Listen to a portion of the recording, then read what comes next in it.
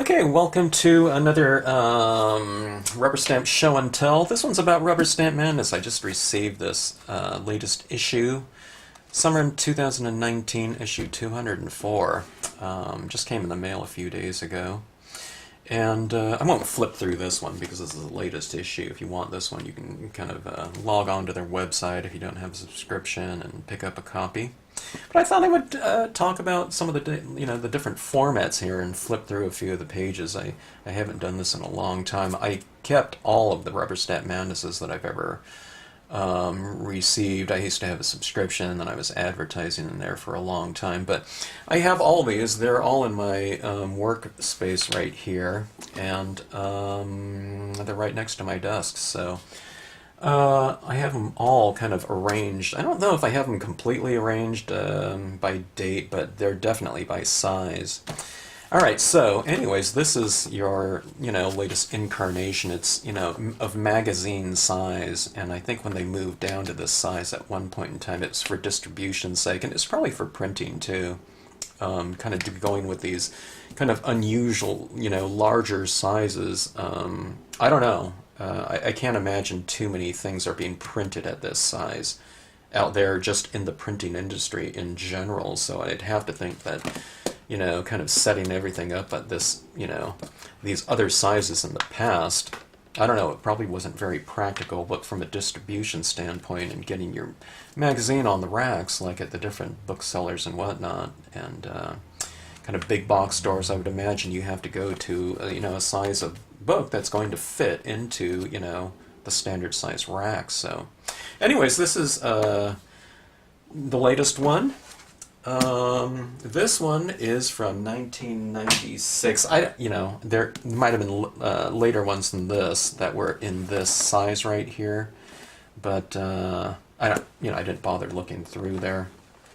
But one of the things, I just did some flipping around at this point in time. This is the mid 90s, so things are kind of in the rubber stamp industry kind of picking up steam as far as the different accessories that were available at that time. The longer we go, further we go back, like to 1990 here. I probably have some earlier ones than that, but it starts to become more just stamp based, more than say accessories. Okay, so at this point in time, like I said, it was things were picking up steam. There was still a lot of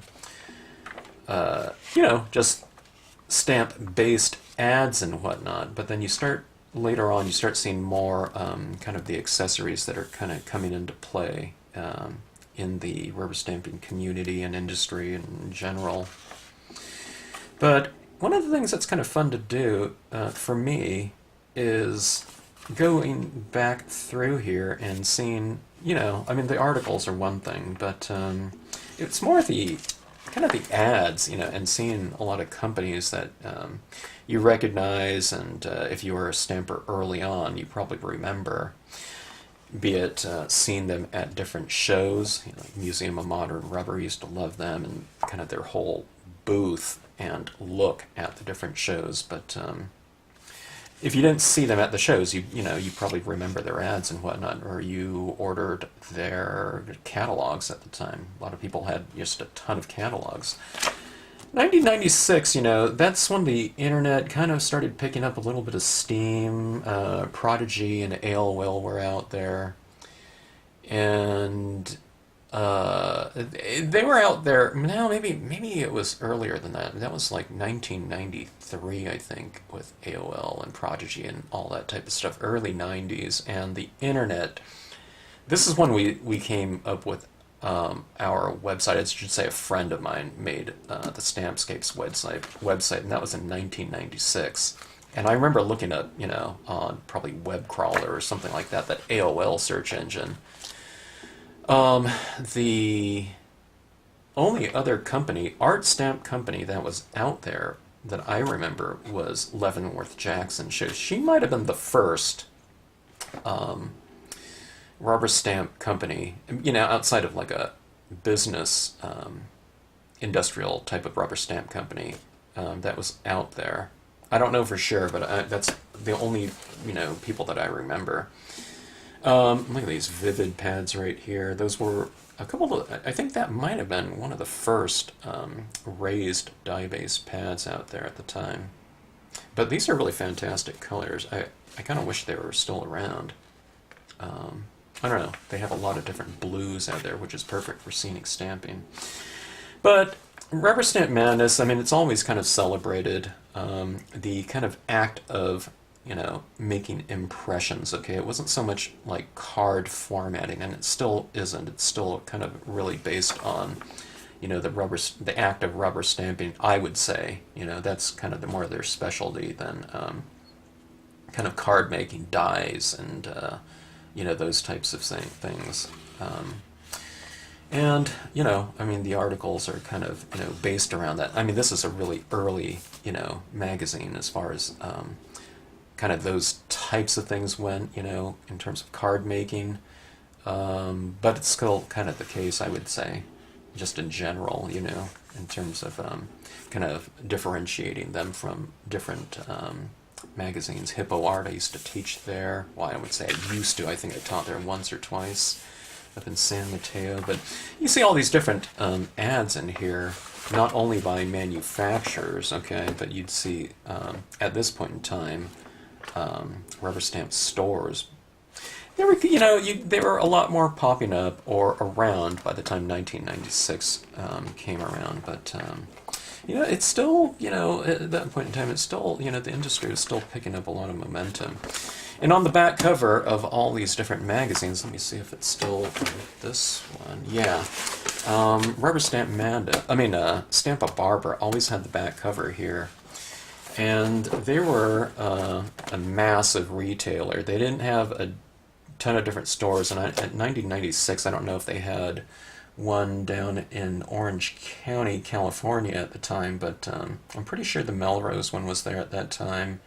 And Stamp-A-Barbara. I mean, you know, of course, Santa Barbara, of course. But they didn't have any catalog at the time, so one of the things they would say is, hey, you got to save your, you know, your Rubber Stamp Madnesses and look at the, you know, order off of, you know, these ads they had. But, you know, they had thousands and thousands of different images that weren't run in on the back of these ads and, you know, Rubber Stamp Madness, because they not only had their own lines, but they would buy out a lot of different companies that were going out of business. They would just sell to Gary, and you know, it was probably just kind of overwhelming to think, you know, that they have to start from scratch with a, you know, a 10,000 image catalog. Maybe it was more, maybe it was 20 at the time, I don't know, you know, but 1996, he had a lot of different imagery out there. And, okay, this was you can see the size of this. This is 1996, and this one's 1995, so they formatted here. This one's a lot thicker, so, you know, I don't know if they changed the font sizes and everything like that, but getting a little bit smaller, again, but going back to 1995, you know, full kind of that, you know, traditional binding here, maybe due to the number of pages in here. This one right here is going back to 1992, same kind of dimensions, but more of the fold-over type of binding there. But 1995, that was, I had been in business for about 2 years at that point in time.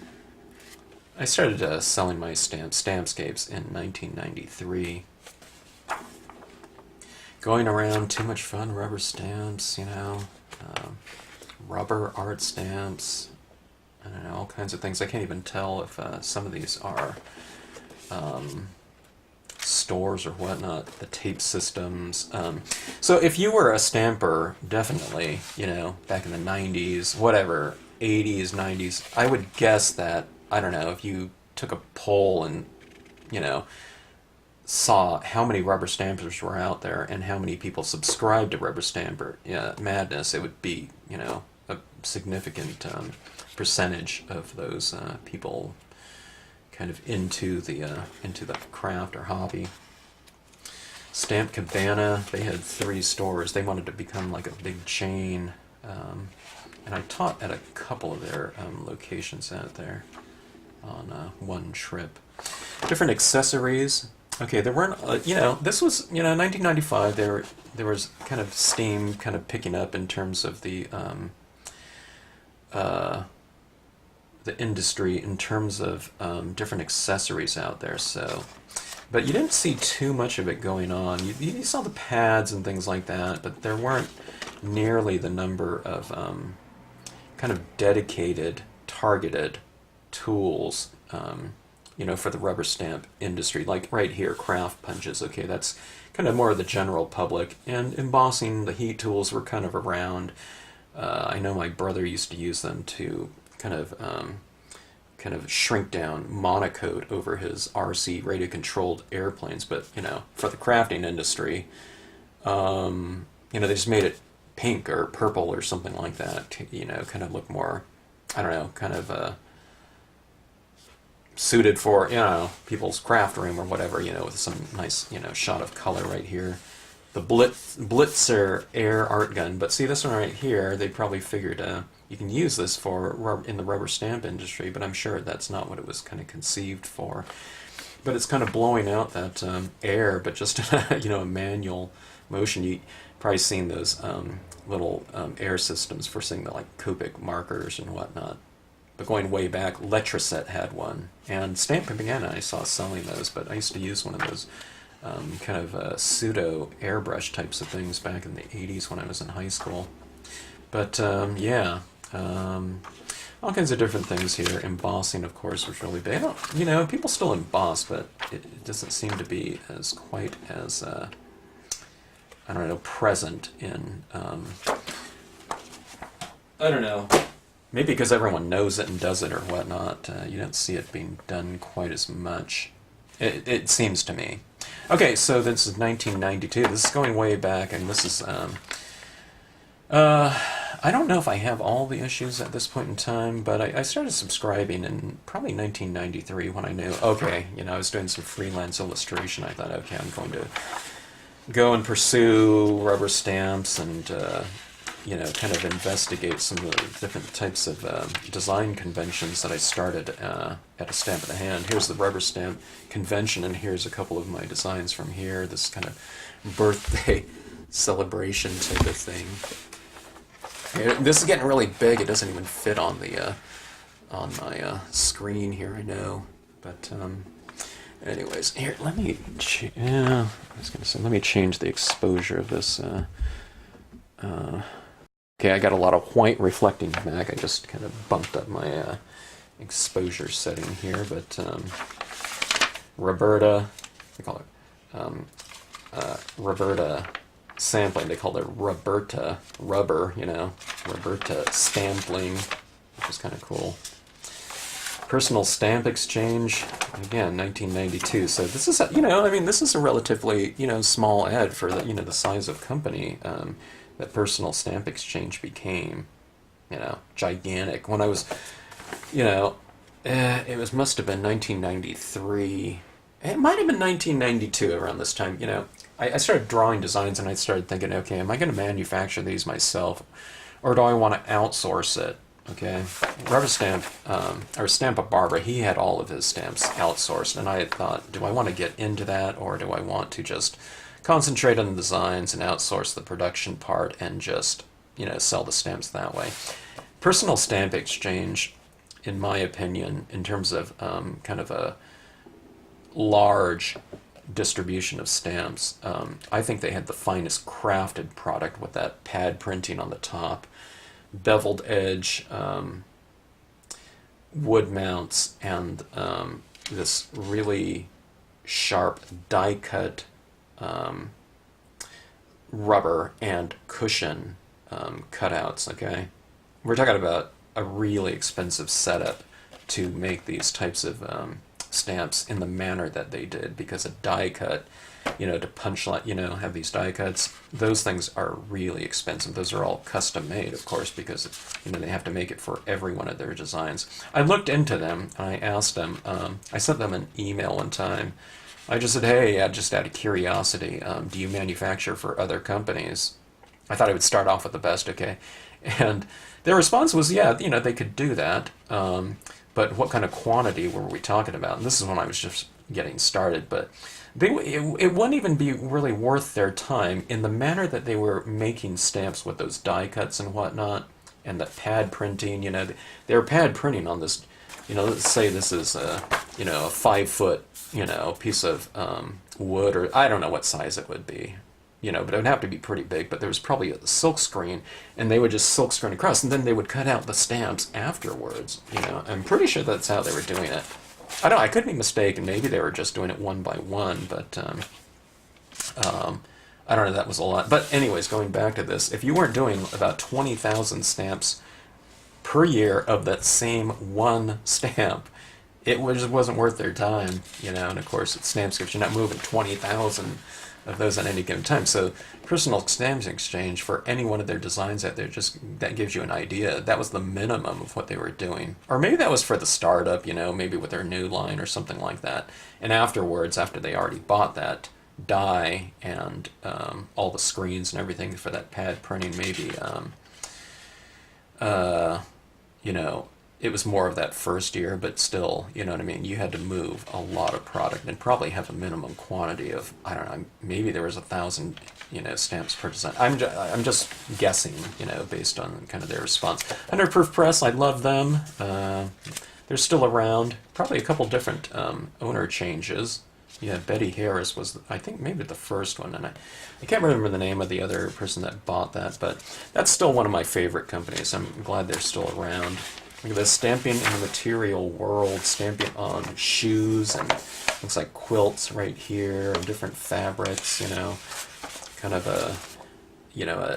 I don't know if it was a new type of thing going on or whatnot. I remember Magenta, too, had some kind of, I think Magenta, like, fashion show somewhere.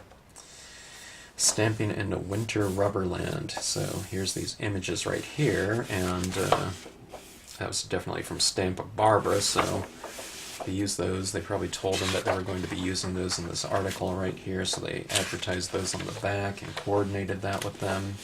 Flying High with Imaginaire, I really have a lot of respect for the different types of images he did. He had a really tight, detailed type of stippling style that I do, for my images.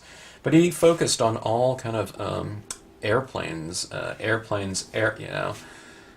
aeronautical types of imagery, hot air balloons and whatnot. They also had this kind of sideline of images. I don't know if it mentions it here in this article, but it was Onion Arts. I'm pretty sure that was them. Yeah, it says Onion Arts right here. And I like those kind of funkier images too. And I bought a couple of the Imaginaire ones too, the airplanes, especially after they had been gone. And Viva Las Vegas Stamps had a bunch of those on their shelves still when I went out there at one point in time. And I just love their actual stamp as a crafted product. They would bevel all their edges of all their mounts, by hand. I think 8 sides, and then they would lacquer, after they stamped it on top. It was just a lot of work. But just really great as far as a handcrafted product. But, look at this. The most comprehensive book on rubber stamping. The Art of Rubber Stamping. Easy as 1, 2, 3 by Michelle Abel.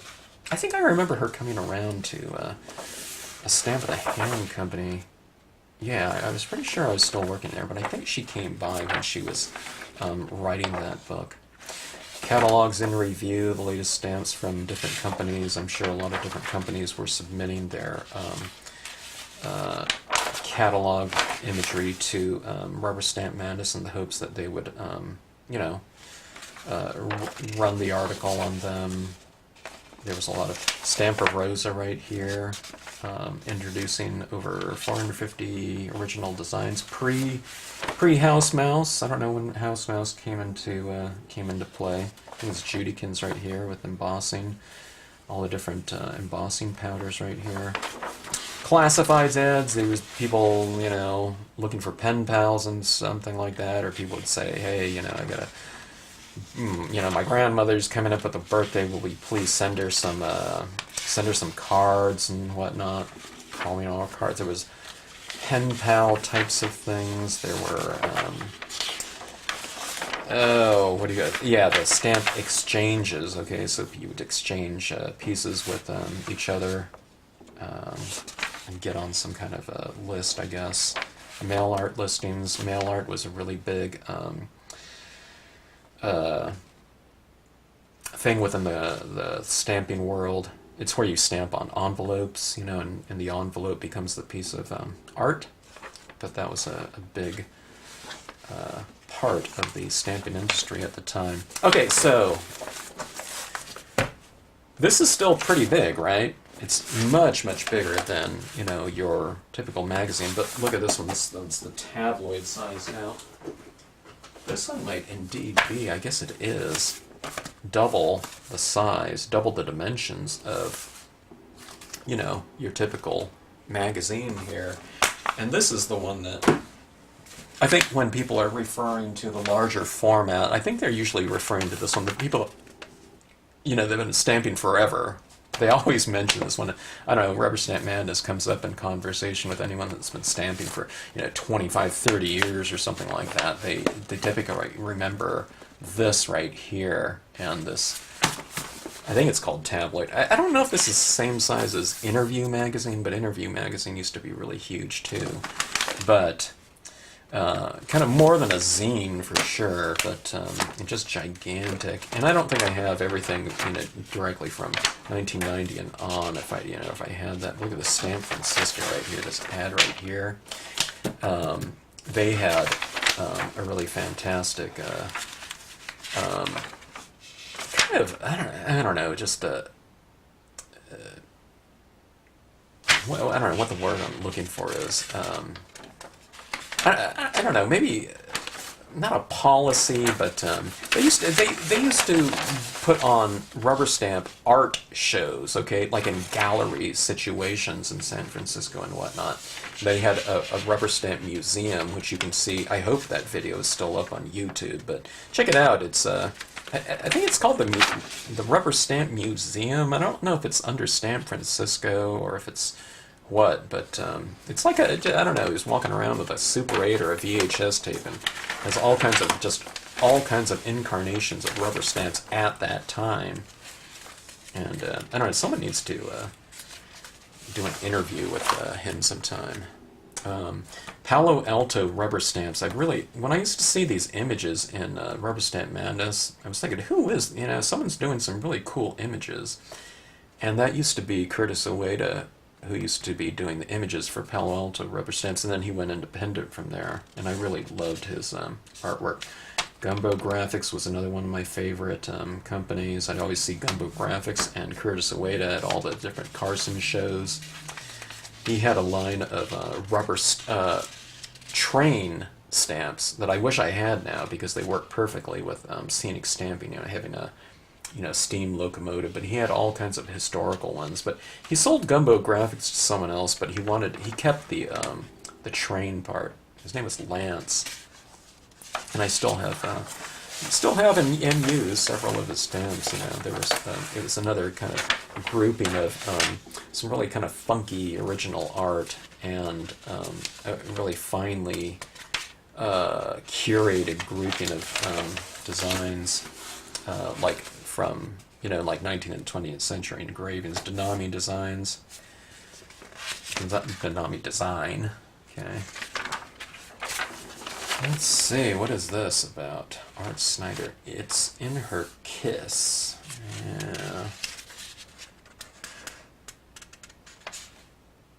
I guess it's talking about maybe the different types of inking here or something like that. Oh. Multi-toned imagery or whatnot. Look at these different... one of the things that is interesting to me is seeing the different ads in here, like I was mentioning. More than even so like the articles and whatnot, because it really brings back some memories of a lot of images, or from different companies that were out there. Graphostamp I really liked them as a company too. A lot of like seam animals and things like that. Not really a system, but their imagery. If I would have bought more, I don't know if I have any Graphostamps, but their imagery would have worked really well with Stampscapes stamps. Now this is going back to 1990, so I wasn't even thinking about starting Stampscapes. I was, putting designs out there for a stamp in the hand, and I think I might have come out with the first nature set at that point in time. It was just a kind of a grouping of them, though, more than like a whole collection. So I wasn't really thinking about,